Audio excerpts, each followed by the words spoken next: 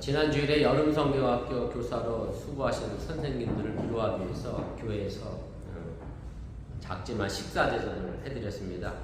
이런저런 이야기를 나누던 중에 유수를 담당하시는 선생님이 지난주에 성경에 나오는 인물에 대해서 설명하고 공부하면서 성경 퀴즈를 했는데 거의 알지 못했다. 그래서 참 충격이었다.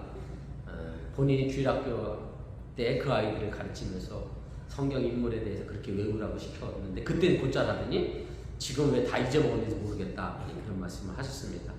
그래서 제가 이런 말씀을 드렸습니다.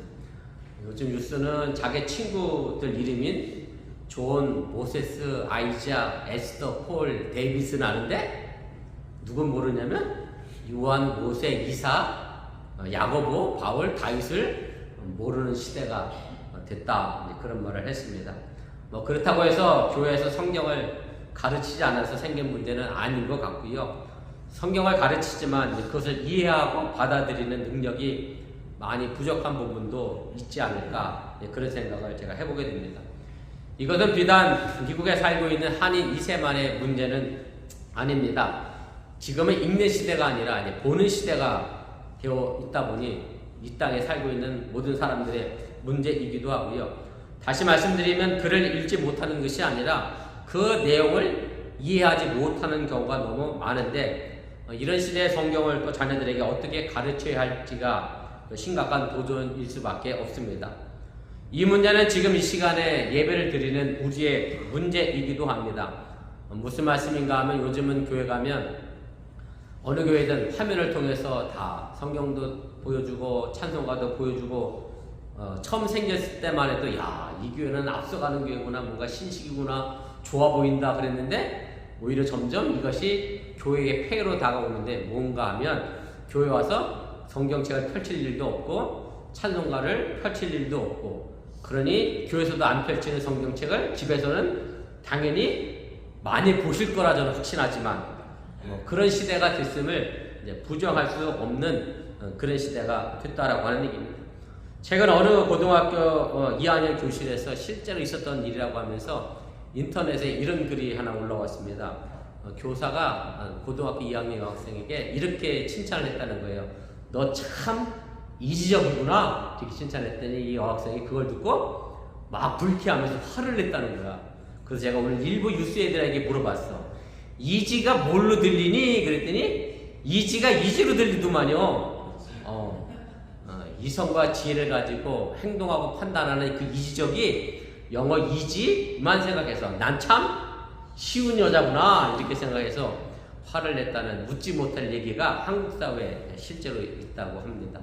이 교사가 또 하나를 글을 하나 올렸는데 이번에는 너무 융통성이 없어 보이는 학생한테 이렇게 얘기했다는 거야. 너 참 고지식하구나 그랬더니 이걸 또 이렇게 받았다는 거예요. 높을 꽃자에 난리지. 나는 참 지식이 많은 사람이구나. 근데 사실은 이 말은요, 지식과 전혀 관계없는 순수한 우리말이고 한자가 전혀 없습니다. 그냥 성질이 곧아서 융통성이 없다라는 뜻이 이제 고지식입니다. 그래서 제가 뉴스에 이 두 단어를 꼭 기억하면 좋겠다. 그래서 새로운 단어를 알려줬습니다. 기독교는 말과 글의 종교라고 할 수 있습니다. 왜냐하면 기독교는 책과 문자를 바탕으로 하기 때문에 그렇습니다. 하나님께서 글로 주신 이 성경에 계시가 담겨져 있고 그 계시는 오고 가는 세대 속에서 말과 글로 전달되어지기 때문에 그렇고 그래서 글을 읽고 이해하는 능력인 이 문해력은 기독교에서 매우 중요하다 이렇게 할 수가 있습니다. 사실은 이것은 글만 보는 눈뿐만 아니라 그림을 보는 눈도 그렇고요. 음악을 듣는 귀도 마찬가지입니다만은 우리가 단순하게 겉으로만 드러나는 것을 보고 모든 것을 판단하는 실수를 범해서는 안 됩니다. 오늘 이 앞에 나와 있는 이 그림의 제목은 꽃을 파는 사람이라고 하는 그림입니다. 멕시코 화가인 디에고 리베라의 작품이고요. 스페인과 유럽에는 피카소가 있다라고 하면 멕시코와 중남미에는 이 화가가 있을 정도다라고 이야기할 정도로 아주 유명한 그런 화가입니다. 여러분들의 눈에는 지금 가장 먼저 무엇이 보이는지 모르겠습니다. 언뜻 보기에는 화려한 꽃다발이 우리의 눈을 사로잡습니다만은 디에고 리베라가 우리에게 보여주고 싶었던 것은 뭐냐면 이 꽃을 짊어지고 있는 여인의 모습입니다. 꽃장수는 얼핏 생각할 때에 어떤 상인보다 좀 우아하고 행복한 직업인 것처럼 생각하기 쉽습니다만 사실 그렇지가 않다라고 하는 얘기입니다. 꽃은 살아있는 생물이기 때문에 시들기가 쉽고 또 시들기가 쉬우니 잘 관리해서 좋은 모양으로 고객들에게 만족을 줘야 하기 때문에 그래서 관리하기가 참 어렵고요. 또 하루 이틀 있다 보면 금방 시들어 팔지 못하면 이내 버려야 하는 것이 꽃이기 때문에 아마 꽃을 판매하는 사람 입장에서는 굉장히 부담인 것이 꽃집을 운영하는 사람의 모습이라고 하는 얘기입니다. 한 여인이 버거워하는 꽃바구니를 등에 지고 일어서기 위하여 무릎을 꿇고 있습니다. 한눈에 보기에도 너무나 버거워 보입니다. 화려하고 아름다운 꽃이지만 그 이면에는 이걸 당장 팔아야 식구들이 먹고 산다라고 하는 절박한 생계수단이었음을 우리가 또 알게 됩니다. 꽃이 많으면 많을수록 그의 삶의 무게도 힘이 듭니다. 아름다운 꽃 뒤에 무게감이 느껴진다는 그런 말씀입니다.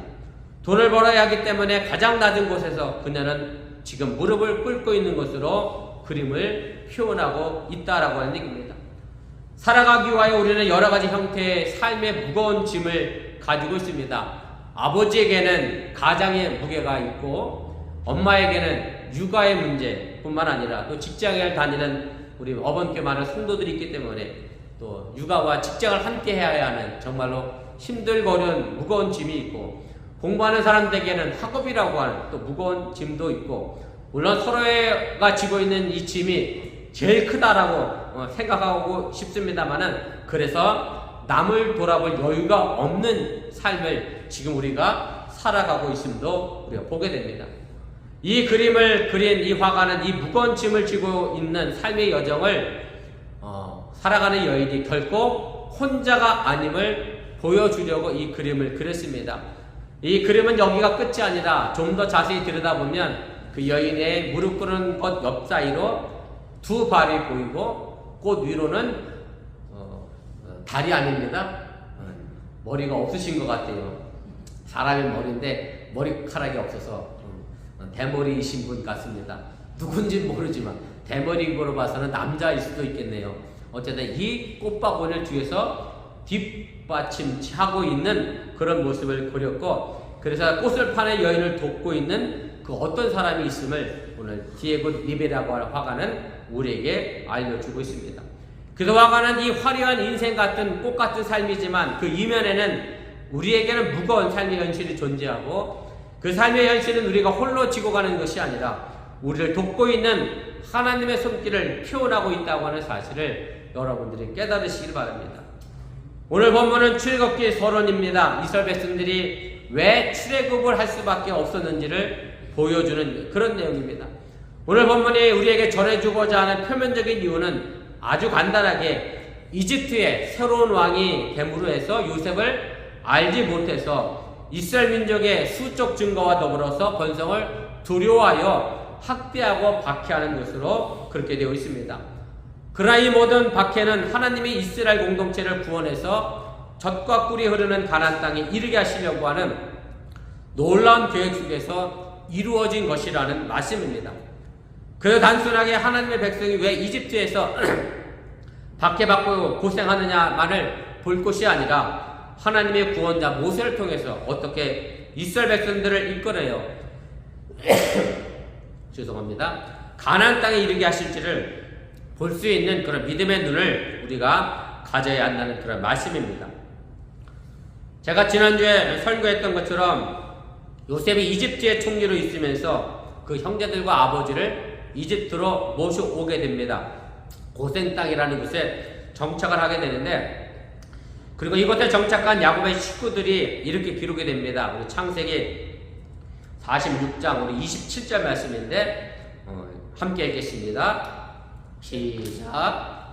애굽에서 요셉이 낳은 아들은 2명이니 야곱을 집사하고 애굽의 일행자가 모두 70명이었더라. 애굽에 정착한 야곱의 자손들이 70명. 그래서 이 70명이 고생 땅에 정착해서 살아온 삶의 모습이 오늘 우리가 읽은 본문 바로 앞에 있는 7절을 통해서 종합을 하게 됩니다. 출애굽기 1장 7절에 보면 이렇게 기록이 됩니다. 이것도 함께 읽겠습니다. 이스라엘 자손은 생육하고 그러나 번성하고 매우 강하여 온 땅에 가득하게 되었더라. 그래서 이 결과로 출애굽 당시에 이스라엘 인구는 어마어마한 숫자로 불어나게 됩니다. 출애굽기 12장 37절입니다. 함께 읽겠습니다. 시작. 이스라엘 자손이 람셋을 떠나서 숫곳에 이르니 이와 외에 보행하는 장병이 60만 가량 70명이 고센 땅에 정착했는데 이집트에서 430년을 사는 동안 60만 가량의 장정이 되었다. 한글 성경에는 유아라고 되어 있습니다만 영어 성경에는 뭐라고 되어 있느냐면 우먼과 칠드런이라고 되어 있어서 그래서 여자와 아이를 뺀 남자의 숫자만 60만 명이니까 정말로 어마어마하게 이집트에서 부흥하고 성장하고 번성했음을 우리가 알게 됩니다. 그러나 이스라엘의 이집트 생활은 그렇게 평탄하지가 않았습니다. 바로 오늘 본문이 그 시작을 알려주게 됩니다. 오늘 본문 8절 시작을 보면 이렇게 합니다. 요셉을 알지 못하는 새 왕이 일어나 애굽을 다스리더니 이 글을 읽으면서 아마 여러분들이 이상하다라고 생각했을지도 모르겠습니다. 아무리 새 왕이 됐다 그래도 7년 10년 동안 그 애굽의 총리로서 이집트 사람들을 다 먹이 살던 그 유명한 총리를 어떻게 모를 수 있겠느냐, 우리가 이렇게 의구심을 가질 수 있다라고 하는 얘기입니다. 그 유리 유스도 조셉은 아는데 요셉은 잘 모릅니다. 제가 요셉을 잘 알지 못하는 새 왕을 설명하기보다 뭘 먼저 설명해야 하는 상황이냐면 요셉을 먼저 설명해야 하는 상황이 됐습니다만, 아무튼 이 새 왕은 말 그대로 새 왕입니다. 무슨 얘기냐면 이집트의 왕조가 계속해서 아버지에서 아들로 물려 내려오다가 이 새 왕은 그동안 요셉의 총리로 있던 이집트 힉속스 왕조를 무너뜨리고 새롭게 이집트의 패권을 장악한 왕이었기 때문에 그래서 새 왕이라고 표현한 겁니다. 그래서 이 새 왕을 더 정확히 번역하면 다른 왕이라고 해도 틀리지가 않습니다. 여러분들이 중국 역사도 마찬가지잖아요. 중국 중원을 장악한 사람들이 전부 한족이 아니라 때로는 거란족, 때로는 몽골족, 때로는 여진족이 장악하면서 중국 본토를 왕조를 만들어 갔던 것처럼, 그렇기 때문에 이 다른 왕은 요셉을 알지 못하는 것이 당연할 수 있습니다. 여기서 알다라고 번역된 히브리어가 야다라는 히브리어 단어를 사용합니다. 이 뜻의 의미는 내가 봐서 알고, 들어서 알고, 실험을 통해서 알고, 더 나아가서 친분을 맺어서 알고, 더 나아가면 심지어는 성관계를 가져서 안다라는 의미도 있습니다. 그래서 이 단어는 단순히 지식으로서의 알미 아니라 친밀한 관계를 전제로 한 그런 지식이라고 하는 사실을 여러분들이 기억하시면 좋겠습니다. 쉽게 말씀드리면 여러분들이 바이든을 다 아시잖아요. 저도 압니다. 그러나 그 사람과 저는 아무런 친밀의 관계가 없습니다. 이렇게 아는 것의 의미가 아니라 정말 친밀해서 체험적으로 아는 것을 의미하고, 그러다 보니까 요셉을 전혀 몰랐다라고 하는 그런 의미보다는 요셉이라고 대표되는 이스라엘 민족에 대하여 이 새 왕은 호의를 갖지 않았고 관심을 갖지 않았다라고 하는 얘기고, 더 나아가 요셉이 알고 있던 그 하나님에 대하여 이 왕은 전혀 관심이 없는 왕이었다, 그렇게 말씀드릴 수가 있습니다. 그런데 이 새 왕이 이스라엘 민족을 보니 그렇게 만만해 보이지가 않았습니다. 본문 9절을 보면 우리보다 많고 강하다라고 표현되어 있는데, 물론 이 단어의 강함은 군사력으로 많다, 혹은 권세 같은 물리력의 힘으로 강함을 의미하는 것이 아니라 수적인 강함을 이야기를 하게 됩니다. 그러나 실제로 수적인 면에서 볼 때 이스라엘 자손이 이집트 사람들보다 많을 수는 없습니다. 아무리 생육하고 번성했다 할지라도 다른 나라에서 이민족으로 살아가는데 그 숫자가 본민족보다 더 많아질 수는 없다는 얘기입니다. 이것은 마치 우리들 주위에 흑인이 많이 모여서 흑인 인구가 더 많은 것 같지만 실제 미국 인구는 흑인 인구가 20%밖에 안 됩니다. 절대 다수가 백인 인구인 것과 마찬가지입니다. 그런데 이집트 새 왕은 이스라엘 민족에게 두려운 마음을 가지고 있었기 때문에 심리적으로 더 많아 보였을 겁니다. 그리고 이 문제를 해결하고 지혜를 모으게 됩니다. 이것은 철저히 자신의 생각대로 지혜였고 인간적인 지혜였고 하나님과 전혀 친분의 관계가 없던 왕이었기 때문에 하나님의 지혜와도 관심이 없었습니다. 당연히 이 지혜는 결론적으로 말씀드리면 실패를 하게 됩니다. 우리가 이 세상을 살아가면서도 이 세왕과 같은 실수를 할 때가 너무나 많이 있습니다. 내 지혜로서 판단하고 내 인간적인 경험으로 뭔가 해결하려기보다 정말로 하나님의 뜻과 지혜를 구하는 저와 여러분들이 되어줄 수 있기를 주님의 이름으로 간절히 축원을 드립니다. 그렇게 하여 선택한 방법이 나라의 무기를 보관하는 국고성인 큰 두 성을 이스라엘 백성들로 하여금 강제 노동시키며 짓게 만듭니다. 강제 노동시킴으로 해서 너무나 힘들게 함으로 해서 그 인구의 숫자를 막아보려고 했던 그런 지혜를 모았는데, 그러나 오늘 본문은 그 반대 상황을 우리에게 분명하게 전해주고 있습니다. 오늘 보면 12절입니다. 함께 있습니다. 그러나 학대를 받을수록 더욱 번성하여 퍼져나가니 애굽 사람이 이스라엘 자손으로 말미암아 근심하여. 사실 이 말씀은 인간적인 생각과 상식으로는 있을 수 없는 일입니다.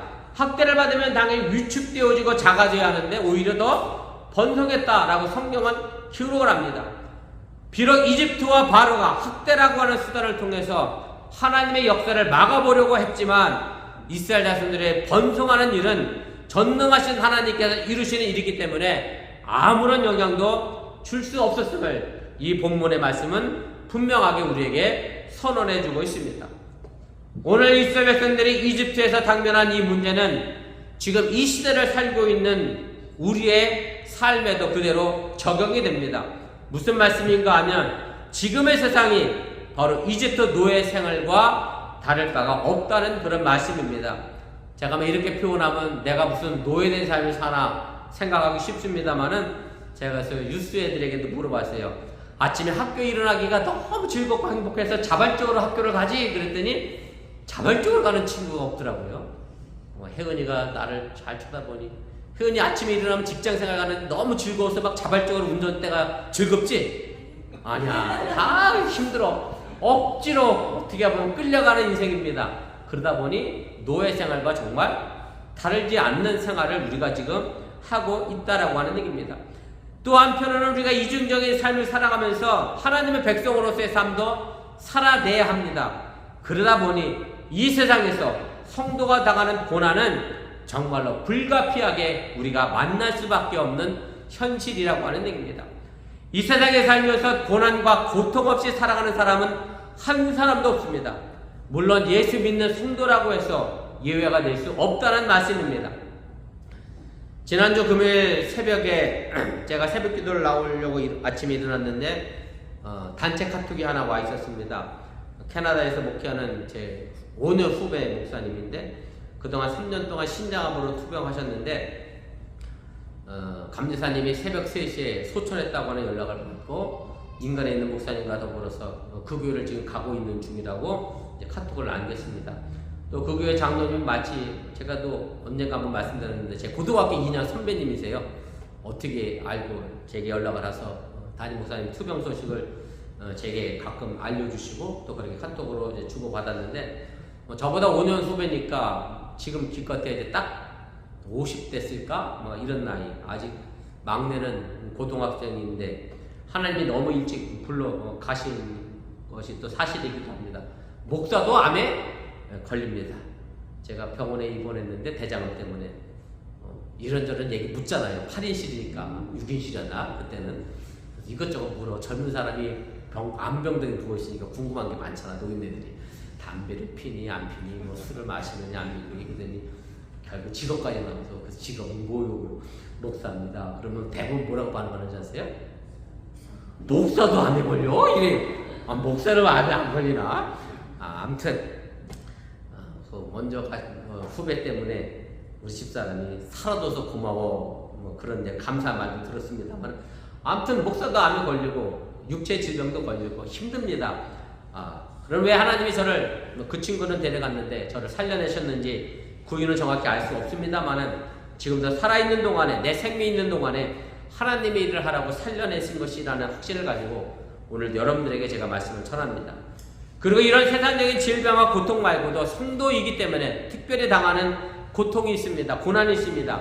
그것도 근본적으로 우리가 세상의 삶과 너무나 다르기 때문에 그렇습니다. 사실 똑같다고 하면 아무 문제가 없습니다. 똑같지 않기 때문에 당하는 고난과 고통이 있다는 그런 말씀입니다. 그래서 사도 바울은 디모데후서 3장 12절에서 이렇게 말씀합니다. 무릇 그리스도 예수 안에서 경건하게 살고자 하는 자는 박해를 받으리라. 이 말씀을 반대로 생각하면 내가 이 세상에 살면서 예수 믿는 것 때문에 박해를 받지 않는다라고 하면 내가 예수 안에서 경건하게 살려고 노력하지 않았구나, 이렇게 생각해도 틀리지 않는다는 말씀입니다. 그래서 우리 성도들은 이 사실을 바로 알고 세상에서 내가 박해를 받을 때 이것을 이상하게 생각하거나 이런 박해 때문에 낙심하거나 절망할 필요가 없습니다.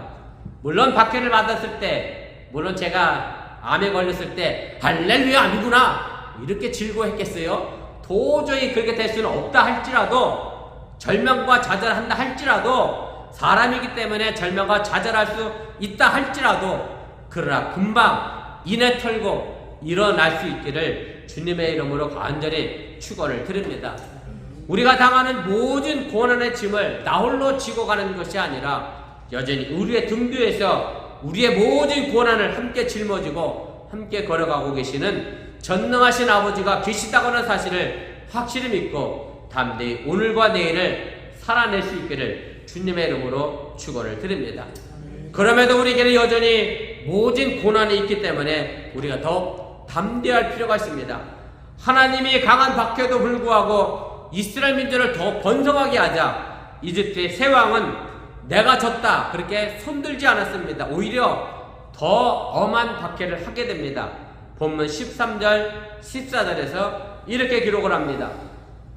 이스라엘 자손에게 이를 엄하게 시켜 어려운 노동으로 그들의 생활을 괴롭게 하니 곧 흙 이기기와 벽돌 굽기와 농사의 여러 가지 일이라 그 시키는 일이 모두 엄하였더라. 여기서 표현된 엄하게 하다는 히브리어로 페레크라는 단어를 사용했는데, 빼는 전치사이고요, 페레크는 완전히 진리기다, 가루로 만들다라고 하는 뜻입니다. 그래서 이런 어원을 통해서 볼 때에 이집트의 바로는 이스라엘 사람들을 완전히 진리기듯이 매우 가혹한 방법을 사용해서 이스라엘 자손의 인구 증가를 막았다라고 하는 말씀입니다. 그리고 구체적으로 어떤 방법을 사용했는지가 등장을 하게 되는데, 흙 이기기, 벽돌 굽기, 농사의 여러 가지 일, 이것을 가지고 어려운 노동이라고 표현을 했습니다. 그런데 가만히 생각해 보면 이스라엘 민족의 원래 직업은 어떤 민족이냐면 유목민입니다. 목축업입니다. 양을 키우고 소를 키우는 사람들인데 지금 뭘 하고 있는 거냐면 흙을 이기고 벽돌을 굽고 농사를 짓고 있는 일을 하는 거예요. 이스라엘 민족의 정체성을 말살시키려고 하는 이집트 새王의 정책이었고, 통일된 민족성을 파괴하려고 하는 이집트의 새王의 그런 의도적인 계획이었는데 결국 이 계획이 모두 실패로 돌아갔다는 말씀입니다. 그런데 이 왕이 계획이 실패했다기보다 하나님의 이스라엘을 출애굽시키려고 하는 계획을 앞당기게 한 어리석은 집착과 방법이었고, 하나님의 이 힘들고 어려운 일을 합력하여 선을 이루어내셨는데 바로 오늘 본문에서 우리가 봐야 하고 이해해야 될 아주 중요한 말씀임을 여러분들이 믿으시기를 바랍니다. 현실적인 측면에서 보면 이스라엘 민족의 고생이 보입니다마는 그 뒤에서 역사하시는 하나님의 힘을 더 크게 작용하여 결국 요셉을 알지 못하는 새王이 벌인 일은 실패로 끝나게 되고 요셉이 알고 있는 전능하신 하나님의 승리였다는 그런 말씀입니다. 제가 마지막으로 디에고 리베라의 또 다른 그림 하나를 보여드리면서 오늘 말씀을 정리하려고 합니다. 이 그림은 조금 더 분명하게 보입니다. 꽃을 나르는 사람이라고 하면서 이 그림인데 인생의 꽃의 무게를 보여주고 있고, 그런데 이 무거운 인생의 꽃을 뒤에서 누군가가 확실하게 들어주고 있는 그림을 표현하고 있음을 보게 됩니다. 여전히 여러분들의 인생이 아름다운 꽃과 같은 인생입니다만은 그 꽃의 무게는 우리가 져야 하고요. 우리 그리스도인들의 정체성을 잃어버리게 하려고 강한 유혹과 힘든 고난과 위협이 우리의 현실 속에서 나타나고 있지만, 그럼에도 불구하고 여러분들이 그 정체성을 잃어버리지 않기를 주님의 이름으로 간절히 부탁을 드립니다. 더욱 담대해서 최후 승리는 결국 우리의 것임을 여러분들이 믿으시고, 오늘날 요셉이 알지 못하는 새 왕이 우리를 괴롭힌다고 해도 요셉이 알고 있는 전능하신 하나님이 우리와 함께하고 있음을 또한 여러분들 믿으시고 이 인생의 아름다운 삶의 모습을 승리의 삶으로 끝을 내는 저와 여러분들이 될 수 있기를 주님의 이름으로 간절히 축원을 드립니다.